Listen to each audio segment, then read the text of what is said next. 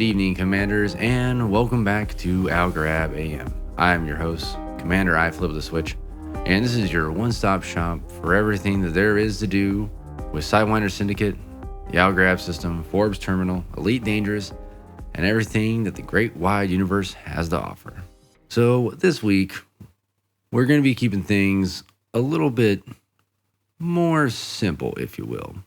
No flashy interviews, no real seriousness going on. We're focusing just on Sidewinder, and we're focused on the here and now. Now, we do have some people coming in.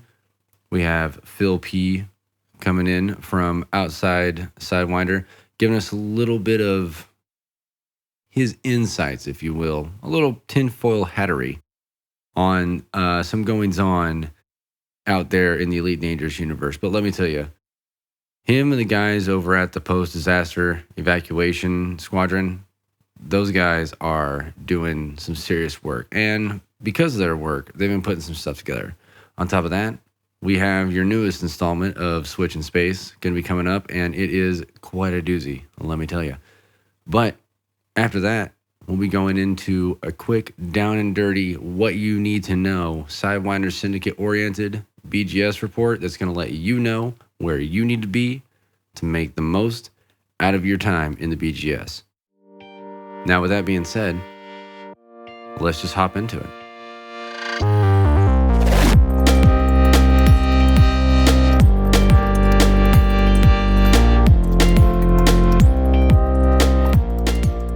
Sitting down with Commander Phill P, we managed to get a little bit of insight into the Thargoid attacks that took place on December of 3306. Phill P handles operations at the Post-Disaster Evacuation Service.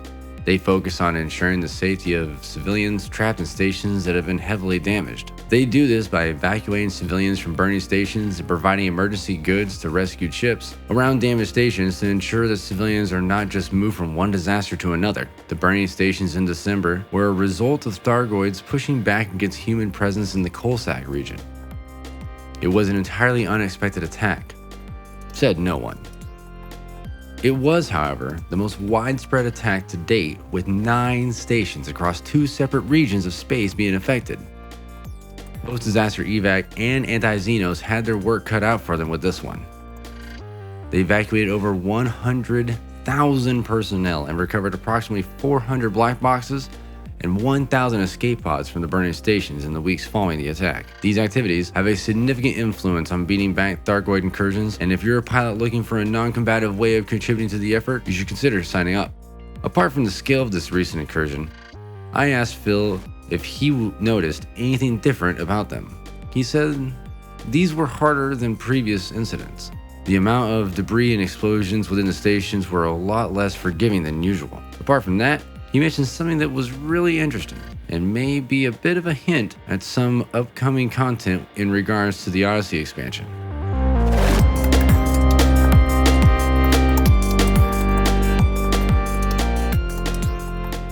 Yeah, we rescued over 100,000 passengers in those 4 weeks. And I said to him, it's mad up here in the Coalsack. It's absolutely mental. It's like a new circle of hell. Never mind the AX conflict zones being tougher. The rescues are tougher too. As soon as I go into the door, there's a massive bit of debris to steer around.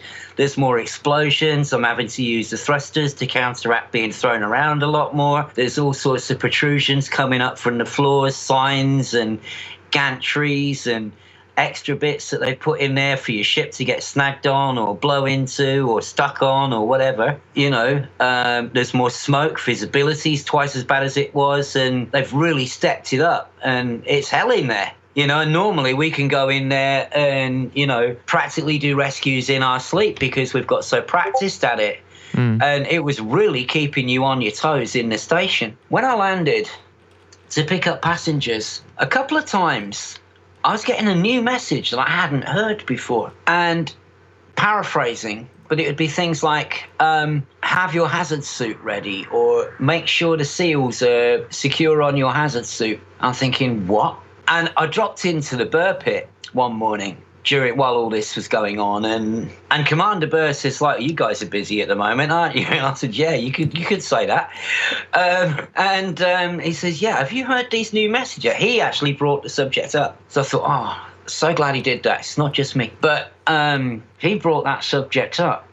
And he says, "Have you heard these new messages when you're landing to pick up passengers about have your environment suit ready or check the seals on your environment suit?" And I said, "Yes, I have." And he says, "So are you thinking what I'm thinking?" I said, "I think I am, yes." He says, "So in Odyssey, we might actually be able to run around inside the burning stations. It could be a hint put in there to see if we'd pick up on it." He says, "Because if you think about it, they had to," and this is where you said about you saying about they'd have to record new messages for new shipbuilders. Right. It's triggered this because they actually had to sit and record those. They were spoken, "Welcome, Commander. Please make sure the seals on your environment suit are secure before rescuing any passengers," or something to that effect. And I'm like, "What? But I don't get out of the ship."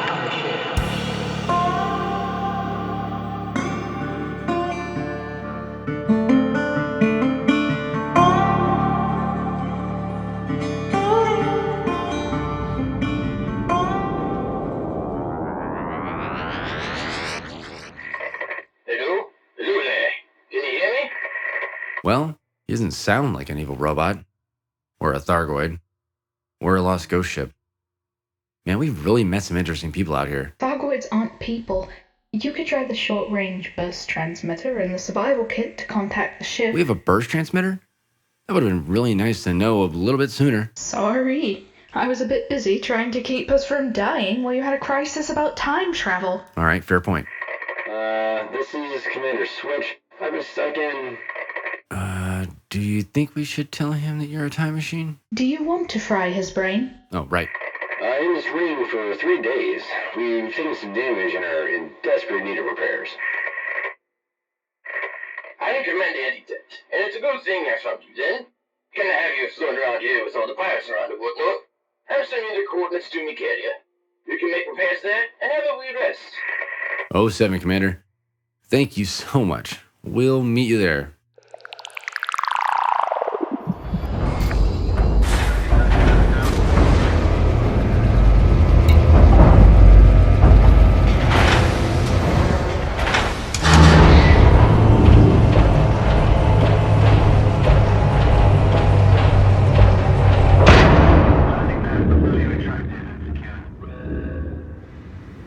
Man, it's so weird to be docked anywhere. I feel like we've been in the black for months. I was thinking about what you said about letting people know about you, Jenny. I think we need to keep that a secret. We still don't know how it'll affect things, even though we've established that we're most likely in a fixed timeline. That's uncharacteristically astute of you, Switch. Well, they're few and far between, but I have my moments. Hello there, young fella. Welcome to Nicaria, the Los Angel, one of only 10 in the galaxy. Only 10? That's weird. Yes, it is. They're so expensive, most people couldn't afford one. But I do alright for myself. Makes mining these rings a breeze when you're not cooped up in some mining ship for days at a time. Right. I can only imagine what it's like to be stuck in a ship for weeks, or a month, or to lose all concepts of time. Well, make yourself at home. I'm sure you've had quite the adventure. My good sir, you have no idea. Oh, I didn't notice a COVAS. It's very nice to meet you, and your incredibly overpriced carrier. Haha, yeah. Don't mind Jenny. She's, broken. Yeah, got, bugs in her wiring. Yep, riddled with wiring bugs. Anyway, let's see more of this averagely priced carrier of yours.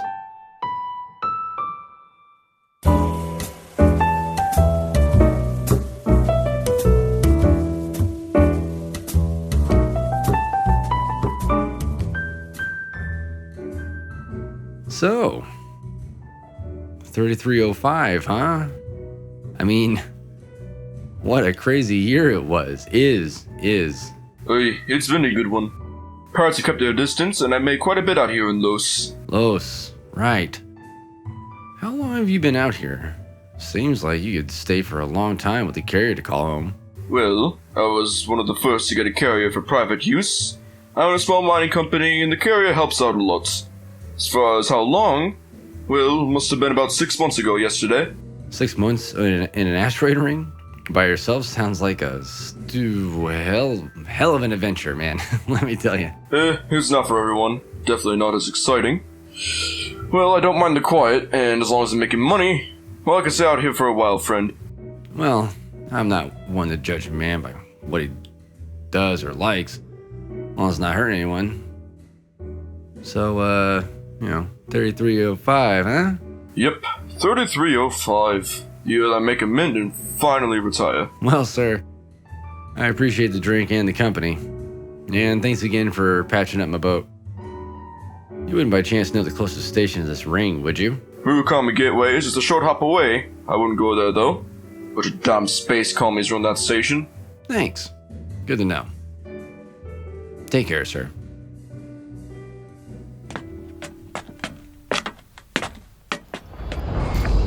Jenny, start her up. It's time to go. Of course, Switch. But is everything okay? I found out what year it is. We're not in the right timeline. And if I stayed in that carrier any longer, I was going to die of boredom. This trip has been a lot of things, but boring, not one of them. I've spun up the FSD and we're ready to go. Punch it. Once we're clear of the carrier, get us out of here.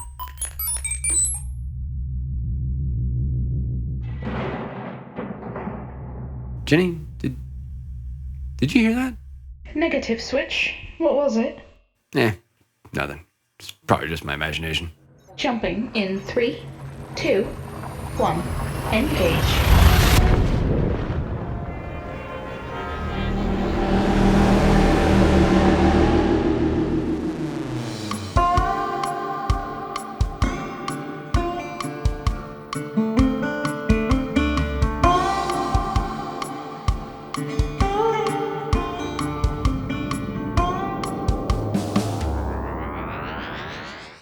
Hello, Commanders. Have you ever heard of a beautiful moon called Midderand Hollow? If not, let me tell you all about the moon with an orbital period of 0.0 days. Midderand Hollow is a moon orbiting around the beautiful Earth-like planet New Africa in the Epsilon Indies system. If you go to New Africa and watch its moon, you'll be able to watch it rapidly orbit. Just how fast is this moon orbiting? It looks like it fully orbits its planets multiple times a day. In fact, it orbits its planets 1,004.65116 times a day. Now, how did I find this out? The story behind this weird phenomenon states that the moon itself orbits its host fully once every 1 minute and 26 seconds at 876 kilometers per second. There are a total of 86,400 seconds in a day. If Midderand Hollow orbits once every 86 seconds, then each day it makes a whopping 1,004.65116 full orbits. I decided to take this a step further. Add 876 kilometers a second multiplied by its 86-second full orbit. This moon travels 75,336 kilometers per entire orbit. This also means that New Africa's orbital circumference is 75,336 kilometers in reference to its moon. So yes, let's take this even one step further. Multiply this 75,336 kilometers by the full 86,400 seconds in a day this moon travels 75,686,399.8 kilometers a day. Knowing this information and knowing from personal experience that landing on this moon is its own endeavor, we know that there is no way to, quote-unquote, catch up with this moon in supercruise to land safely. We have to meet up with it along its orbital path. Supercruise is based off of light speed, so in terms of light speed, how fast is this moon traveling? Light speed is 299,792 kilometers per second. This moon travels at 876 kilometers per second. While that is considerably slower, after doing the math, it travels at 0.292203% speed of light. Midorand Hollow itself is a fantastically weird stellar forge phenomenon, one that happens to travel faster than safely capable within supercruise. If you are able to enter orbit with minimal hull damage, the full solar eclipses every day are a beautiful sight to see. Watching the sun rise and set literally 1,000 times a day is something to behold. If you're lucky enough, you may even encounter some silicate vapor geysers. If you do, hurling your SRV into the air while all else is happening is something you can't recreate on any other planet. Good hunting, Commanders. Go give a moon a high five at 876 kilometers a second.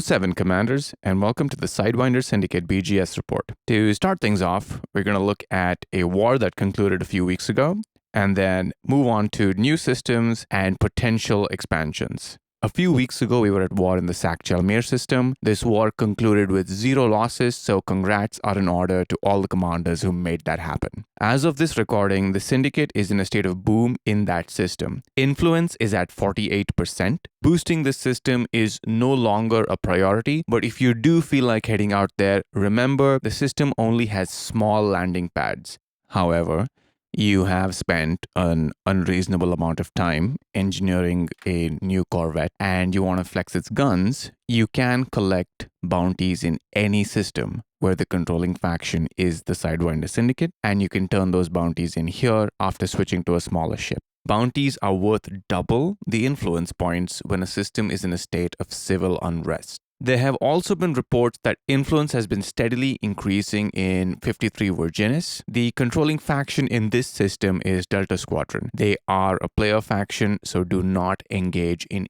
any aggressive moves unless there are specific standing orders to do so. This applies to all systems that have player faction presence, so please check Inara before running missions. Additionally, the main station in 53 Virginis is over 60,000 light years from its parent star, so make sure to pack a supercruise assist if you're heading out here. Jing, Robor, and Celebagua are steady under 50%, but could use a bit of a boost to further secure the systems. The Syndicate also recently expanded into Gallohead. Unfortunately, this system is also controlled by Delta Squadron, but it does have a pretty dope Coriolis station that's only 500 light seconds from its parent star. It's like the country club of spaceports. So if ever things go south with Delta Squad, I have my eye on this system. Speaking of expansions, we are pending expansion in several systems and are most likely going to expand out of Wolf 1060. Now these expansions take place within a 20 light year cube of said system. So if any of you intrepid Sidewinders are up to scouting the systems within a 20 light year range of Wolf 1060, we have a special prize set up for you. Our infamous deputy wing commander, Commander Ytirium, has volunteered to be blown up by anyone who can predict the next expansion accurately. That's it for this week's BGS Report 07.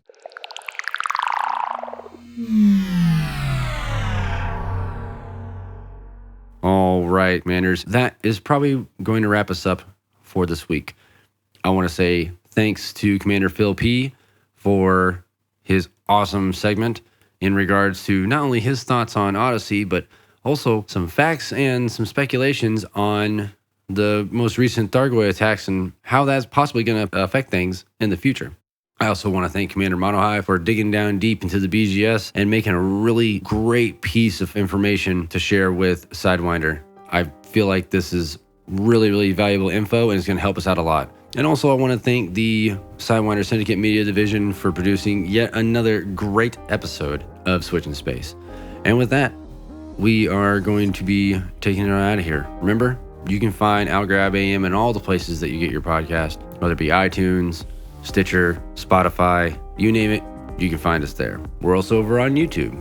Go to YouTube, search Algorab AM, and you can watch the podcast in all of its beautiful visual glory. And finally, you can find us over on Twitter, over at Algorab AM, and just hit us up over there and shoot us a tweet.